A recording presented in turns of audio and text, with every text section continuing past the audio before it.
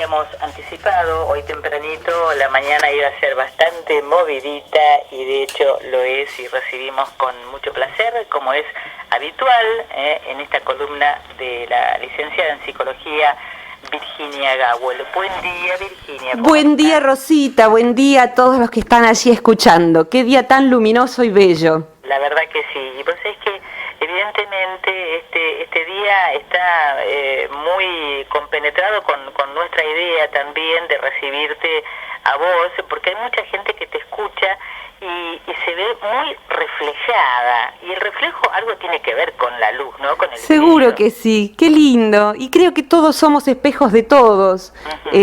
Cuando no nos encerramos en nosotros mismos y nos permitimos el intercambio humano con pares afines, nos espejamos, vamos viendo ese reflejo todos en todos, y del reflejo quizás venga la iluminación de las que hablan en Oriente, ¿no? Y ¿sabés qué se me ocurría recién pensando en qué compartir? Me gustaría compartir algo, ¿sabés?, que es muy propio de la psicología transpersonal. Para quienes por ahí no han escuchado anteriormente este nombre en otras columnas que hemos hecho, una de las características es que integra la mirada de psicologías muy antiguas de Oriente con Occidente y con los actuales descubrimientos de las neurociencias. Y cuando digo psicologías de Oriente, hablo del taoísmo, el yoga, que también es una psicología, el budismo zen tibetano, son más que creencias religiosas, sistemas de práctica, o sea que tienen ejercicios concretos para que uno trabaje sobre sí, y esto significa abordar quiénes somos, quiénes imaginamos que somos, cómo es la vida, quiénes son los demás y cómo aprovechar lo grato y lo no grato de la vida para ampliar la conciencia, ampliar la identidad. Y sabés que esta psicología dice algo que me parece que a algunos de quienes nos escuchan le va a servir en particular. Dice que las personas cuando nacemos siendo una porción del todo, un Atman, como dicen en Oriente, una esencia, para usar un término no teológico. Y esa porción del todo, que es la vida, y que puede nacer siendo un perro, un gato, la porción del todo experimentando estar en un cuerpo. Cuando nace, trae un nivel de conciencia, y ese es el criterio que quisiera tomar, pero de un modo bien práctico. Cada uno de nosotros nace con un nivel de conciencia. ¿Qué significa esto? Ya en niños pequeñitos, antes de ser instruidos, e inclusive antes de ser arruinados a veces por la instrucción, porque la instrucción, la educación puede favorecer la expansión de una persona o enlatarla, limitarla y hacer que sea menos todavía que cuando nació. Pero cada uno trae su conciencia en un punto de cocción, podríamos decir. Hay niños que, aún desde pequeñitos, tienen una sabiduría innata, una capacidad de percibir quién es el otro, a quién acercarse y a quién no, de asombrarse con la naturaleza, de tener habilidades emocionales para relacionarse con los animales, con el dolor de otra persona, para saber callar y acompañar en silencio, para decir la palabra justa. Hay una inteligencia no intelectual, a veces la abarca la intelectual, capacidad de hacerse preguntas. Y eso, si la persona crece sin que eso se tape, sin que eso se tapice con aprendizajes equivocados, esa persona posiblemente quede menos condicionada, inclusive por el sistema. El sistema quiere condicionarnos para que compremos lo que el sistema vende. Pero esa persona a veces tiene un nivel de conciencia que no coincide con la familia de origen, o que no coincide con sus compañeros de escuela, con su entorno. Esa persona, como decía Hermann Hesse, que muchos de mi generación hemos leído El lobo estepario, Demián, Siddhartha, premio Nobel de Literatura, esa persona, decía Hermann Hesse, el problema es que tienes una dimensión de más. Esa persona ve más, pero no quiere decir que vea ángeles o el aura, o que tenga telepatía, no. Eso es realmente una anécdota. Ve más significa que puede ver más matices de lo que pasa en su entorno, inclusive más matices y más profundidad en un jovencito o en un niño de la que perciben sus papás. Y hay veces en que se da ese desfasaje de un niño que tiene una claridad de percepción más aguda que su entorno, y eso le produce la sensación de no encajar. Yo durante, sabes, muchos años estudié esa sensación de no encajar en el mundo que se debe a una conciencia más ampliada y le llamé inadecuación esencial. Y la persona la experimenta como un dolor, como si estuviera fallado, porque hay veces en que un chico percibe en sus papás defectos de carácter, cosas no desarrolladas, y se siente culpable, a veces inclusive de percibirse superior, más desplegado, y otra parte que le dice, ¿y vos quién te crees que sos para creerte superior a tu papá, a tu mamá, a tu hermano? Entonces se producen batallas internas que la persona va a tener que afrontar, generalmente hasta, si trabaja bien, en la mitad de la vida y comprendiendo lo que le pasa. Si se puede antes, mejor. Pero estas diferencias por el nivel de conciencia son muy interesantes de ser destacadas y la psicología no las tuvo en cuenta hasta que aparece este modelo de psicología. Como decía, no tiene que ver con la instrucción. Hay personas con escasa instrucción formal que tienen un nivel de conciencia muy desarrollado y a las que buscaríamos para una palabra sabia. Se podría decir, Virginia, sin ánimo de interrumpirte. No, al contrario, siempre me sirve lo que vos compartas. Claro, el tema que vos estás tratando me parece altamente complejo, no porque no lo pueda comprender uno, sino porque creo que en esto todos se ven reflejados. En alguna etapa de nuestra vida nos hemos sentido superiores a nuestros padres, pero yo digo, ¿cómo hace uno cuando siente esto y hasta qué punto, digamos, uno puede trabajar sobre esta sensación que se tiene? Porque de hecho creo que cada uno tiene una potencialidad dentro de sí mismo que a veces ni siquiera sabe cómo desarrollarla. Exactamente, es muy importante esto que planteas porque en esa inadecuación esencial se suele navegar internamente por los dos polos, sentirse inferior a todo el mundo porque parece que todo el mundo entiende las reglas y juega un juego que la persona no sabe jugar, y se siente superior porque puede comprender o ver lo que otros no ven. Y lo mejor que le puede pasar es buscar pares afines, porque este tipo de personas suele, en su percepción hipersensible, encerrarse sobre sí misma. Y hasta que no encuentre pares afines, va a navegar entre esos dos polos. Los pares afines van a sentir cosas parecidas, van a ser parecidos y a la vez muy diferentes.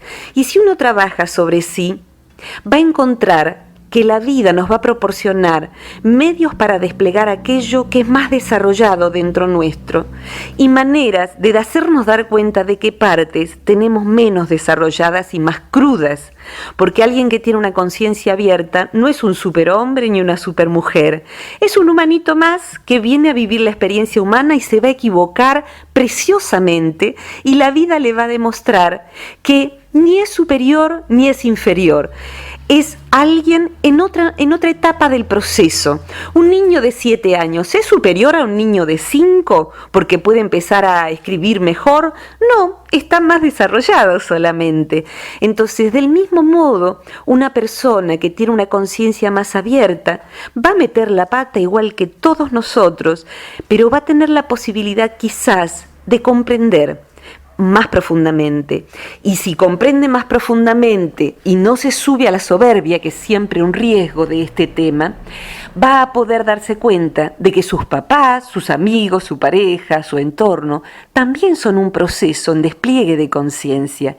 Y hay veces en que en el punto de partida, dos personas, una tenía una conciencia más desplegada y la otra quizás menos, a lo largo del camino, quizás el que tenía la conciencia más desplegada se la comió el ego o se la comieron los hábitos, se durmió. Y la otra, gracias a su propia vida y a lo que hizo con ella, fue desplegando conciencia, porque somos proceso en despliegue de esa conciencia. Entonces, un paso muy importante es no mirar con desdén a nadie, porque nosotros somos mosquitas pequeñitas al lado de alguien muy esclarecido, todos nosotros. Y el otro está en su propio proceso y puede tener puntos esclarecidos más claros que los míos. Entonces todos nosotros necesitamos esa ayuda del otro, esa red de los demás que nos va a acompañar a ver qué nos falta descubrir, qué nos falta trabajar. Pero el concepto de saber que la conciencia es algo que está en despliegue y que todos nosotros vinimos a desarrollarla, es como imaginarnos más que como una línea en el tiempo, como una espiral que asciende, y que de eso se trata, de ampliar la conciencia. Y quisiera dejar en claro, si alguien siente que no encaja en el mundo, en este mundo pisamos la Tierra 7.000 millones de habitantes, como a veces digo. Necesitamos encontrar otros en el taller de canto, en el taller de pintura, en un curso de psicología, en un curso de arte, en el coro de la iglesia, no sé. En otros lugares, ir mirando quién se parece a mí, porque el aislamiento es muy caro, es muy duro y nadie encuentra ni felicidad ni despliegue en el aislamiento, que si querés podría ser el tema para nuestra próxima columna, la soledad no elegida. Bueno, en ese camino del autoconocimiento, ¿cuántas veces iremos a equivocarnos de persona, no? Ups. No por eso uno se va a sentir fracasado. No, exactamente, muy importante esto, y en ese punto he hecho varios posgrados en la vida, o sea, en lo que es elegir de un modo equivocado. Y elegir de un modo equivocado es normal, humano, nos pasa a todos, y si no hemos elegido de un modo equivocado amigos, compañeros de camino, peregrinos como nosotros, parejas equivocadas, lo más probable es que nos hayamos quedado en casa tejiendo como Penélope y mirando por la ventana. O sea que exponerse a la vida implica transitar el error, y transitar el error es parte del camino. Como decía, suelo repetir una frase de Jung, que la vida debe ser consumida aún en el error, pues con frecuencia se encuentra la verdad a través del error. Creo que de eso se trata. Bien, muy jugosa hoy la columna, Virginia. Esperamos con mucho entusiasmo el próximo miércoles a ver qué tendrás para contarnos. Va a ser un gusto, y lo del aislamiento podría ser un tema si nos acordamos las dos, ¿sí? Dale, aislamiento. Quiero que me cuentes brevemente tu experiencia de estos días que se vienen. De estos días que se vienen, bueno, estamos haciendo retiro, como en el Centro Transpersonal de Buenos Aires hacemos actividades, algunas online, que participa gente de todos lados, a través de lo virtual, y de todas las edades y de todas las formaciones, y cada tanto hacemos como ahora retiros en medio de la naturaleza, y ya a la vuelta empieza el año lectivo en Buenos Aires y en Martínez, así que bueno, en Martínez, que es más cerca de Luján, voy a estar dando un seminario los miércoles a la tarde sobre el complejo de Jonás, el miedo a los propios talentos, y en Buenos Aires voy a estar dando una actividad que es una certificación en técnicas de acceso directo al inconsciente, que es algo que fui desarrollando a lo largo de 30 años de trabajo, y que bueno, me he sorprendido porque ya hay más de 80 personas, así que tuve que organizar 2 grupos, y bueno, lo comento porque es una señal de que la psicología está cambiando hacia la búsqueda de una mirada más sensible, más cercana, y donde al inconsciente se sepa que uno puede acceder no solo interpretando y pensando, sino también de muchas otras maneras, y que bueno, además se puede sacar de él recursos, porque todos los tenemos, no es nada más que patología, y esta es la mirada de la psicología transpersonal.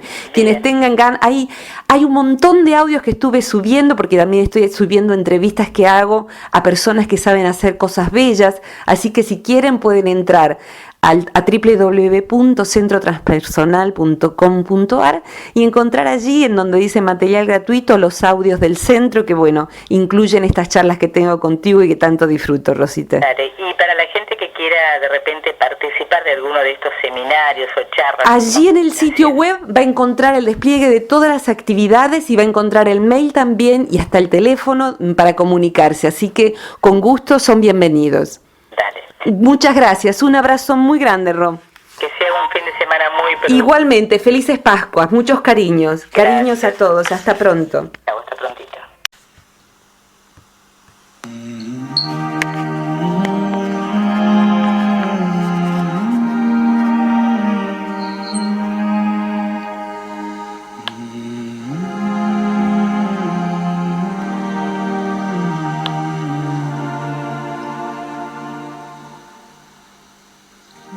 Y aquí estamos otra vez con una nueva entrega de lo que hemos dado en llamar los audios del centro. Tan simplemente como eso, compartir es desde este espacio del mundo que se da en llamar Centro Transpersonal de Buenos Aires y que hemos iniciado esta posibilidad de ir charlando con personas que hacen cosas valiosas para que la espiritualidad no sea algo privativo de las religiones, sino algo que puede insertarse en la vida cotidiana.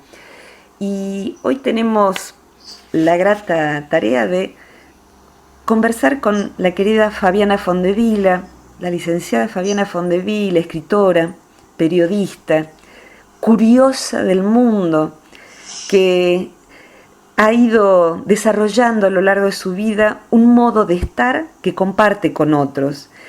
En su camino como periodista ha transitado entrevistas, realizado entrevistas con personas que nosotros leemos o escuchamos en los audios o vemos en YouTube: Matthew Ricard, Fitzroy Capra, Rupert Sheldrake, Sam Kim, Ray Bradbury y tantos otros, Daniel Goleman, en charlas mano a mano que ha ido compartiendo en distintos medios y que alguna vez espero se plasmen en un libro de los tantos que escribe y que sigue escribiendo.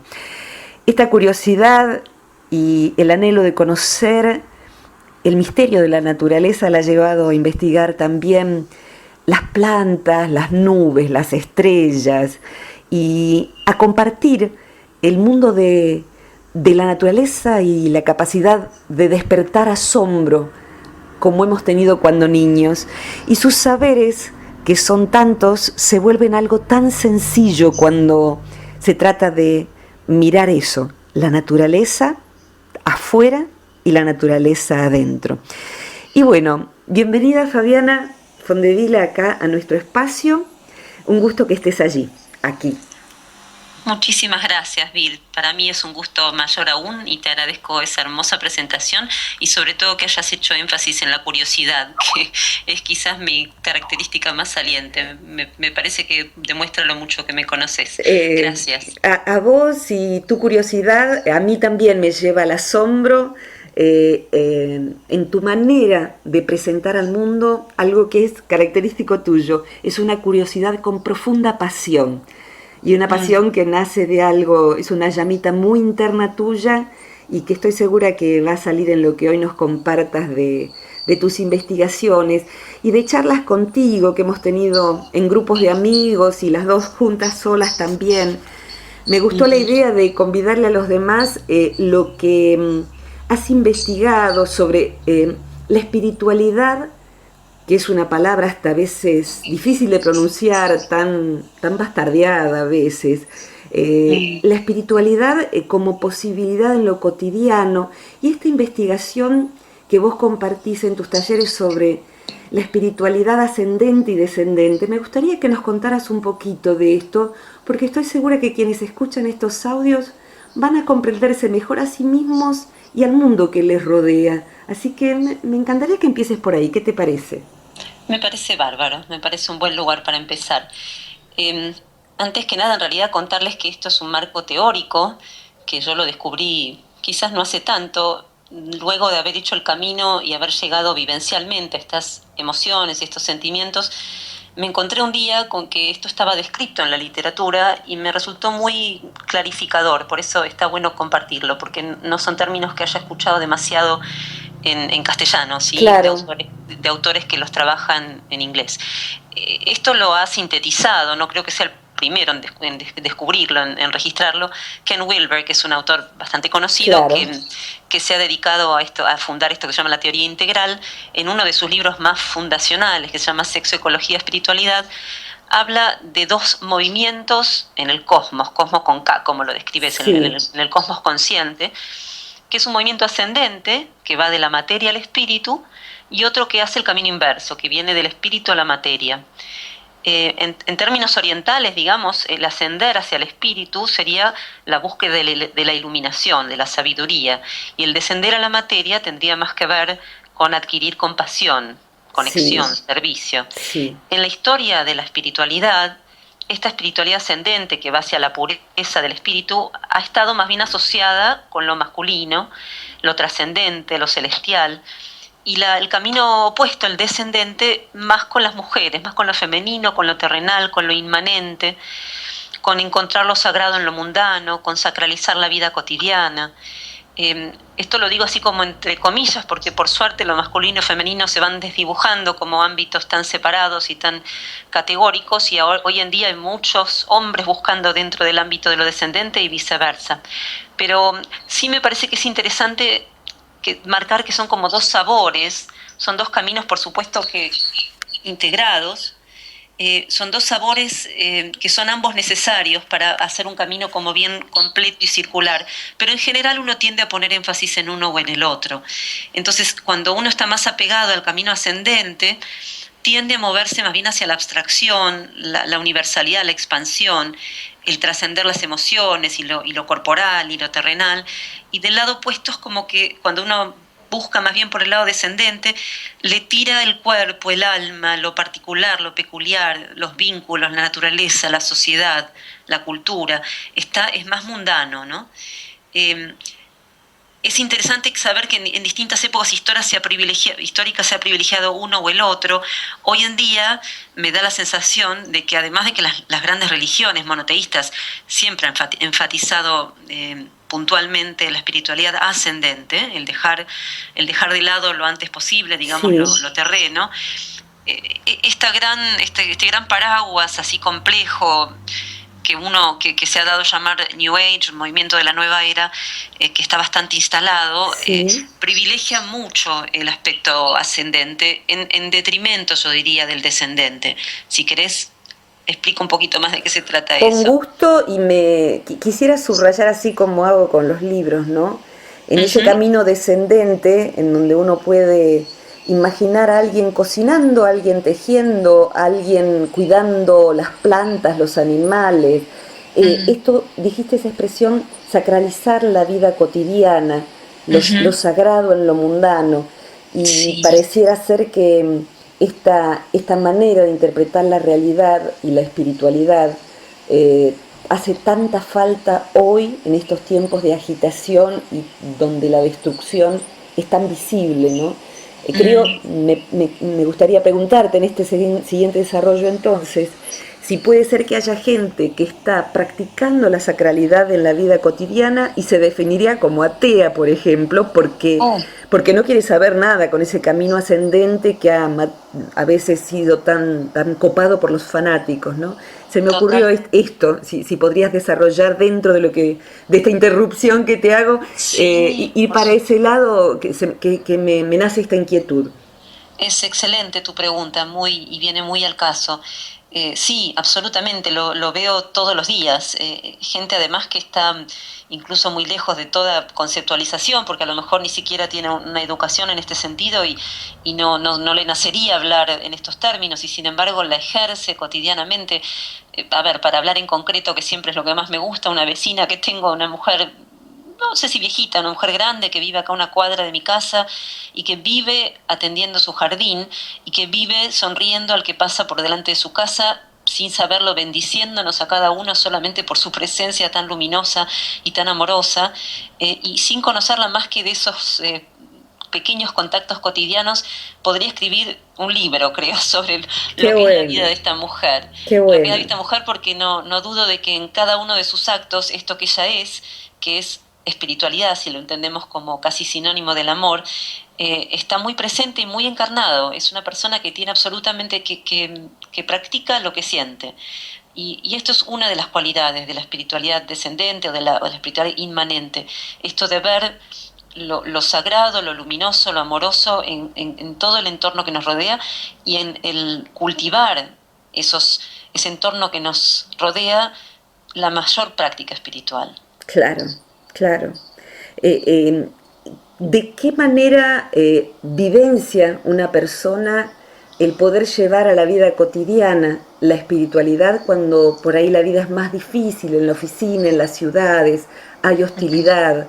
¿Cómo se hace para conservar esa amorosidad, el asombro? ¿Cómo vas encontrando vos ese camino? Mira, para mí ha sido un camino de mucho descubrimiento porque yo llegué como casi todo el mundo hoy en día, más de la mano de la espiritualidad ascendente, y privilegiando eso que me parecía que, bueno, que el mundo invisible, que lo absoluto, que los ideales eran de lo que se trataba la espiritualidad. Y fue casi una sorpresa para mí ir encontrándome con que en el ejercicio de lo cotidiano, del contacto con la tierra, de mirar al cielo, de amasar un pan, de amar y cuidar a un niño, por supuesto los hijos siempre irrumpen en esto con mucha fuerza, Sí. había una nueva dimensión de la espiritualidad que yo no había pensado como tal. Y en relación a lo que me preguntás, de hecho, si puedo, lo cuento porque creo que viene Por al caso. supuesto. El año pasado yo di un taller que era casi exclusivamente sobre transitar estos caminos. Se llamó Reencantar el mundo, y tenía que ver con esto de devolverle el ánima, devolverle el alma al mundo y la magia que está en reconocer a todo como seres vivos, ¿no? Todo el entorno como una presencia que viene al encuentro de nuestra presencia. Y lo hacíamos a través de prácticas súper sencillas. De hecho, el cronograma del año lo había armado, me acuerdo, en relación a las estaciones del año. Entonces empezábamos por el jardín trabajando con las plantas silvestres, haciendo medicina con ellas. Pasábamos, cuando empezaba a ponerse fresco los días, entrábamos a la casa y traíamos la naturaleza al interior de nuestros hogares haciendo pan, amasando pan con masa madre, que es otra forma de entrar en contacto con la materia desde esta mirada sagrada, porque es una alquimia que se produce muy misteriosa, la del fermento natural, ¿no? Que uno Sí. simplemente junta agua y harina y ahí pasa una magia en un momento que uno no sabe cuándo es ni cómo es, pero ocurre. Encontrarnos con ese pedacito de misterio, que es eso invisible que habita lo visible, ¿no? Lo concreto, era muy conmovedor, me di cuenta, no solo para mí, por suerte resultó que otros lo vivían de la misma manera, y después pasábamos por otros a medida que seguía el año oscureciéndose con el invierno. Trabajábamos con arcilla para volver un poco al barro, con lana, tejíamos, porque la urdiembre del tejido también habla mucho de la vida interior y del contacto con el afuera. En fin, pasábamos por distintas instancias muy corporales, muy apegadas a la materia, pero con esta mirada de ver lo trascendente en lo inmanente, digamos, lo espiritual, lo sagrado en lo inmanente. Y resultó, me pareció muy universal.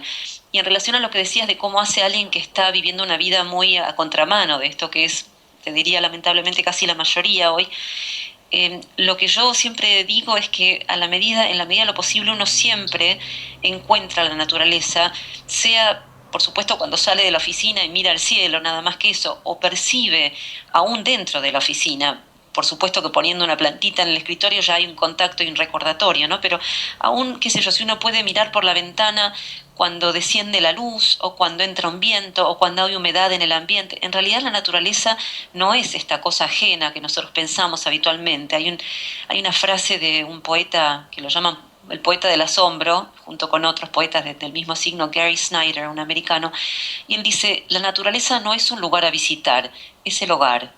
Wow. Y esto a mí me resultó muy evocador, muy evocativo, porque en realidad hay un poco, es parte de ese quiebre que vivimos hoy todos, ¿no? Esta especie de ilusión o de mito de que nosotros somos algo y la naturaleza es otra cosa.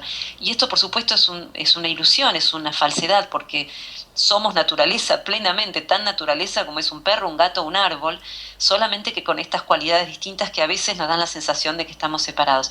Entonces, en realidad es un movimiento, te diría, más de sutil percepción. No es tan necesario que uno haga, si bien está buenísimo ir concretamente a la materia para ejercer el vínculo, en realidad hay un sutil movimiento de la conciencia hacia darnos cuenta de dónde está la naturaleza en cada momento en que estamos. Y la verdad que es tan parte nuestra, sin ir más lejos. Uno tiene que tomar agua cada ratito. Fíjate Sí. que así Claro, de sofisticados como nos creemos, ¿no? Totalmente. Entonces, hiperintelectuales y bueno, tan posibles, de tan cercanos a la abstracción, y sin embargo no vivimos más que un ratito sin tener que tomar un líquido que entre a nuestro cuerpo. Así de naturaleza somos.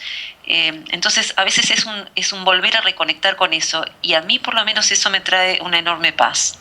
Qué bueno esto que decís, y pensaba al sistema le conviene que olvidemos que somos naturaleza. Entonces se envasa el agua, se la saboriza, se le pone una etiqueta y parece que el 70% y pico de nuestro cuerpo no es agua, sino sabrá Dios qué. Y como tanto vos como yo hemos tenido que transitar el camino de las oficinas, la ciudad, el ruido, no es que hayas desarrollado esto porque te has criado y vivido todo el tiempo entre las plantas.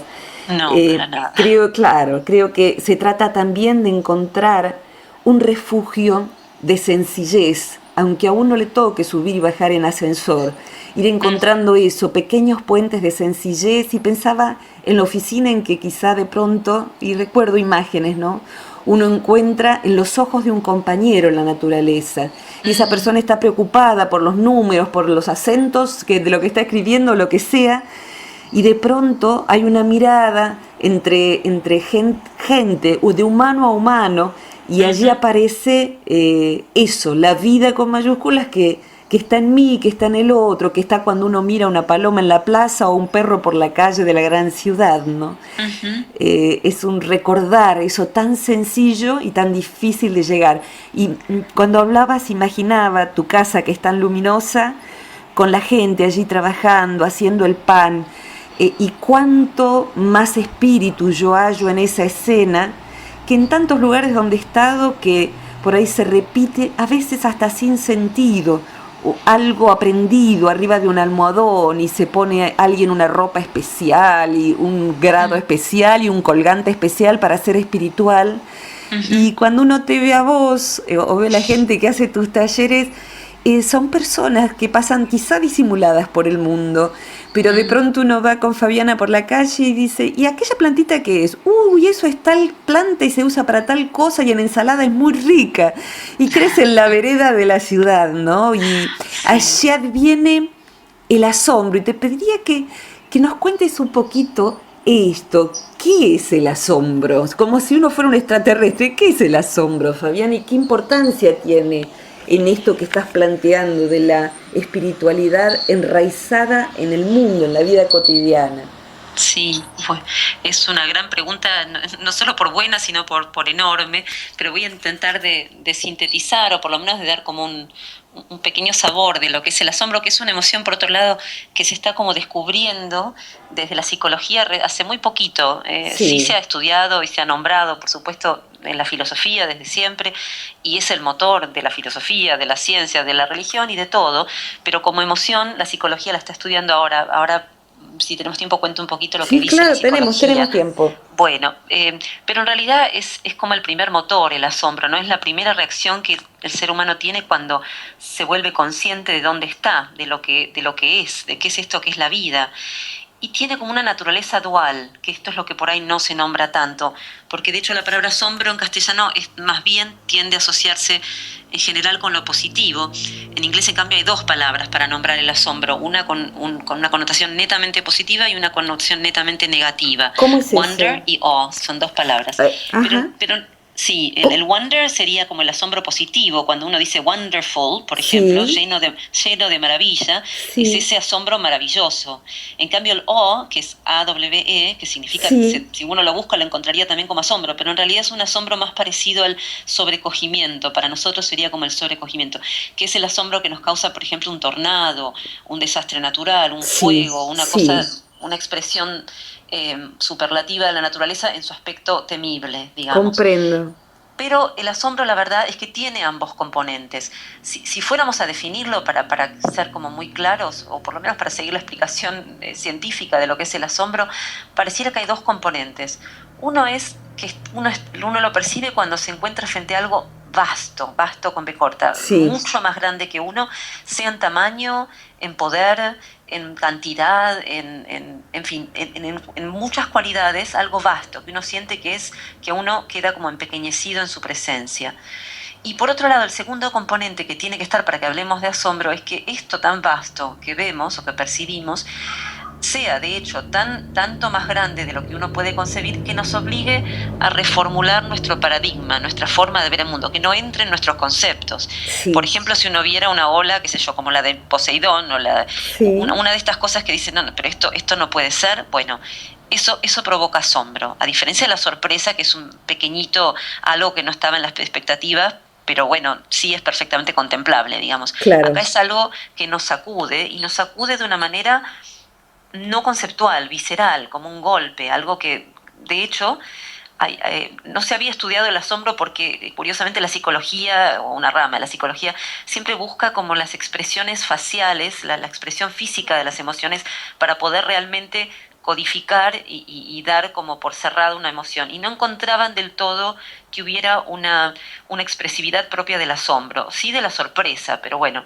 Y en realidad, hilando más fino, se fueron dando cuenta de que sí, que hay expresiones que seguro cualquiera, vos o cualquiera de nuestros oyentes, si se pone a hacer el gesto del asombro, los descubriría. Sí. Y tiene que ver con los ojos que se abren, con las cejas que se levantan arqueadas hacia arriba, con la boca que cae, con los ojos que se ponen más brillosos. De hecho, también traigo algo de otro lado. Darwin menciona que los aborígenes australianos, cuando vieron por primera vez a los europeos, a los colonizadores, se les pusieron los pelos de la nuca de punta. Wow. Y los pelos de los brazos. Esa es otra cualidad. Cuando algo es muy asombroso, se eriza el cuerpo, el corazón late más fuerte. Y hay algo más que no lo menciona mucho la literatura, y para mí siento que es lo más importante. Y es algo que pasa con la respiración, que seguramente si vos hicieras el gesto te darías cuenta, ¿no? Sí. ¿Qué hace uno? Sí, ¿no? totalmente. Esa inhalación, que me parece que no es casual, no. que me da la sensación de que tiene que ver con algo que es tanto más grande, que uno tiene que hacer lugar en el pecho para que entre, ¿no? Esto que sale a nuestro encuentro. Es casi como, uno podría decir, es casi como lo que nos causa la vida cuando uno está verdaderamente despierto. Joseph Campbell, que es uno de mis amores y mis autores de referencia, un mitólogo maravilloso y un hombre muy lúcido, decía que la primera función del mito, él hablaba de 4 funciones de los mitos, decía que la primera función del mito es en el momento en que la conciencia despierta, tanto en la vida de un ser humano como en la historia de la humanidad, y se encuentra con que la vida es esta cosa maravillosa, por un lado, pero también monstruosa, porque sabemos que pueden pasar cosas terribles y que tenemos que matar para comer y todo lo que tiene ese costado difícil de la vida. Cuando se encuentran con que es algo maravilloso y monstruoso, el mito viene a su ayuda para facilitarle o para ayudarlo a que se reconcilie con esto, que es la naturaleza de la vida, de 2 maneras, con asombro y con gratitud. O sea, que se reconcilie no con resignación, ni diciendo, bueno, esto es así, ¿qué vamos a hacer?, sino con asombro y con gratitud. Así de importante es el asombro, porque si uno se aleja mucho del asombro, que es esta cualidad que sería, para mí, a mi entender, como una primera reacción ante la vida, lo que pasa es que empieza como a vivir menos vivo. Claro. Más anestesiado, más alejado de la realidad última. Y si bien no se puede vivir en estado de asombro 24 horas al día, porque no sería lo natural ni nos permitiría funcionar, sí me parece que es muy importante, aunque sea un ratito cada día, retomar contacto con el asombro. Eso es un poco lo que intento transmitir o trabajar en el taller de este año, que arranca precisamente con el asombro. Me parece maravilloso, y me escuchaba a mí misma recién cuando te contabas esto de los colonizadores, que la respuesta del asombro, entiendo, es también corporal, en esto que decías, y hasta el sonido que uno hace en distintas culturas se dice wow, que es un sonido bien animal, ¿no? Wow, y sale así el aliento. Qué linda esa idea de que no cabe, y a veces me lo producen algunos poetas. Las dos vibramos tanto con los mismos poetas también, ¿no? Que uno uno dice, me corta el aliento, me cortó el aliento. ¿Cómo puede decir esto? ¡Wow! ¿No? Y uno queda más, por un lado, más pequeñito ante lo que percibe como maravilla y como sobrecogedor, y por otro lado queda como más ensanchado en su identidad al dar cabida al misterio, ¿no? Y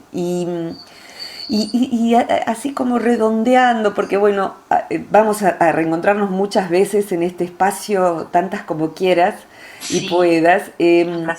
Pensaba, ¿no?, en lo transformador que es, a través de esta sencillez que planteas, salirse de la perspectiva habitual y de pronto volver a los problemas que uno tiene, a las dificultades, y mirarlas con otra perspectiva, desde otra perspectiva, sin soslayarlas, abordarlas.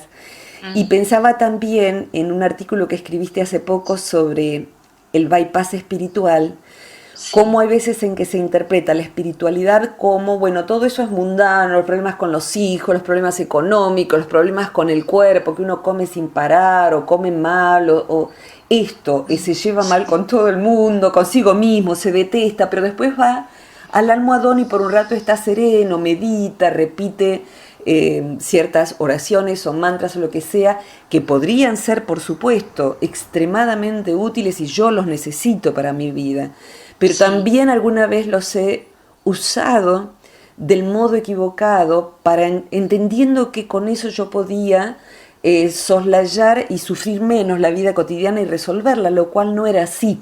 Entonces, te pediría si podríamos redondear esta charla de hoy con el concepto del bypass espiritual y quizás estas dos corrientes de la espiritualidad, cuando nos escapamos por una para no asumir la otra. No sé bien cómo lo definirías y cómo lo encuadrarías en esto, Fabiana.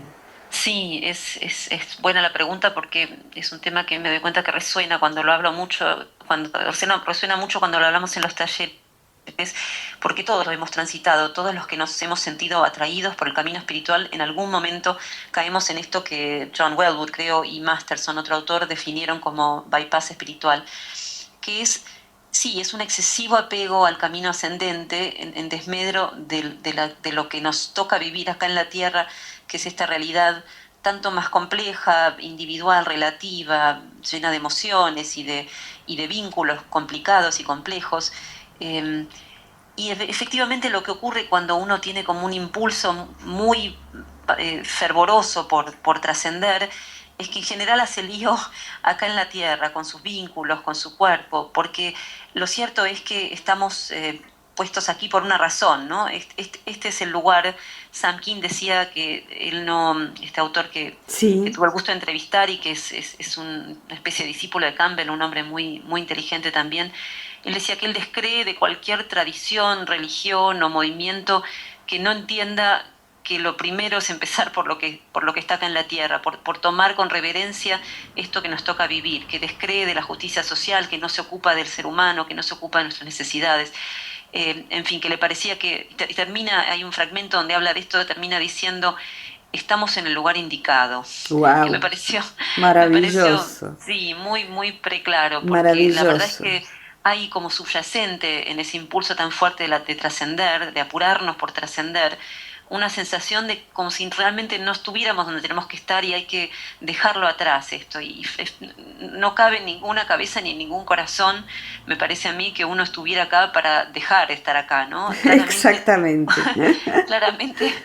Y además bueno, yo en este momento estoy mirando por mi ventana y tengo la suerte de tener un árbol delante de mi ventana, y es un sauce eléctrico maravilloso, y la verdad que no, en ninguna parte de mi sensibilidad me nace pensar que yo soy mejor que ese árbol y que yo estoy acá porque tengo que apurarme a llegar a otro lugar que no tiene árboles ni tiene flores, sino que es puramente un mundo ideal. Creo que si el mundo ese ideal existe y tiene sentido, es porque se expresa de esta manera, con toda su complejidad. Y yendo más a lo concreto, lidiar con las emociones, lidiar con la sombra, con las dificultades, que muchas personas... ¿Cómo? No pregunte nada.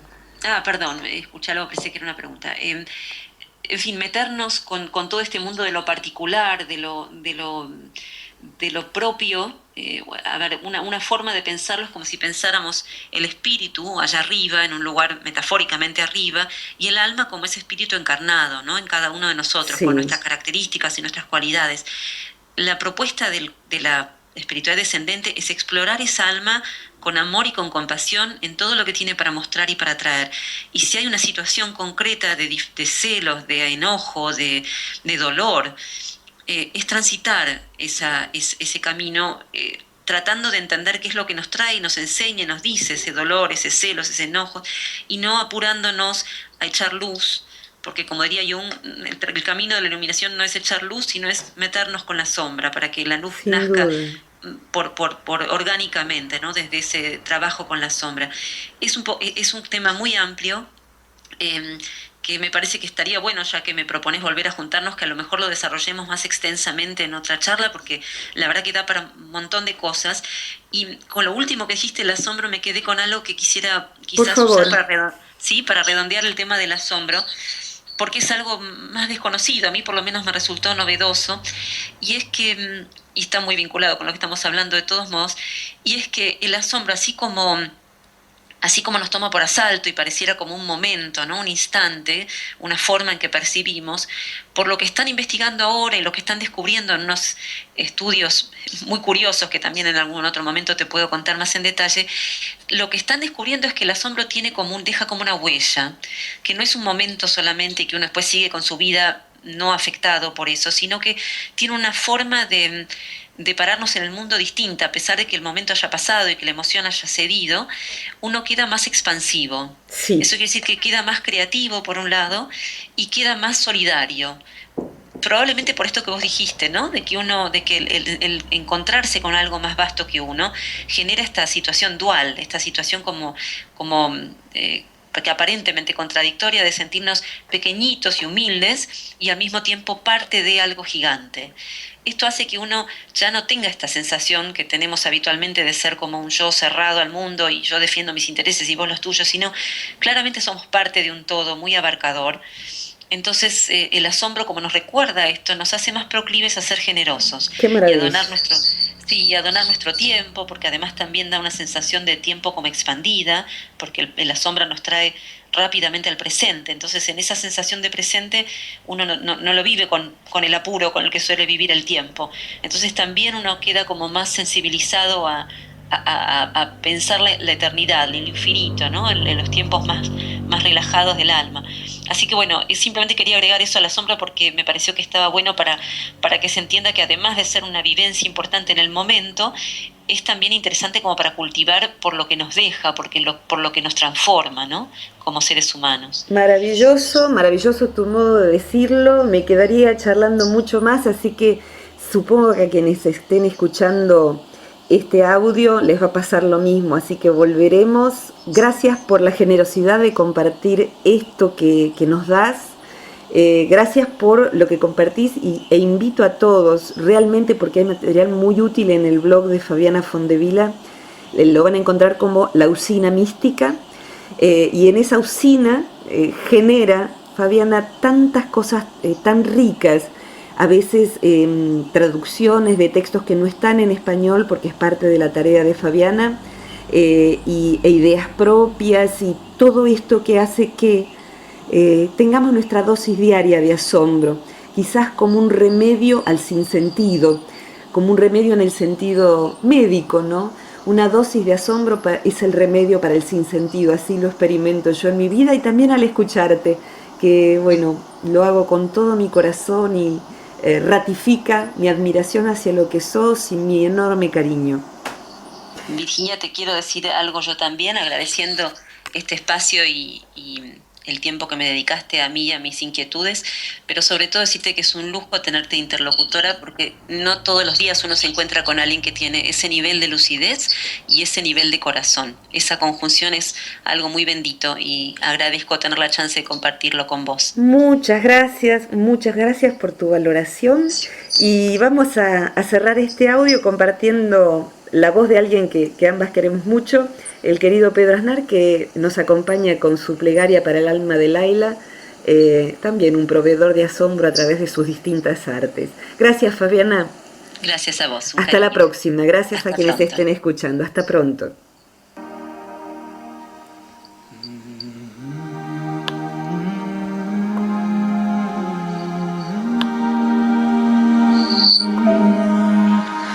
Mm-hmm.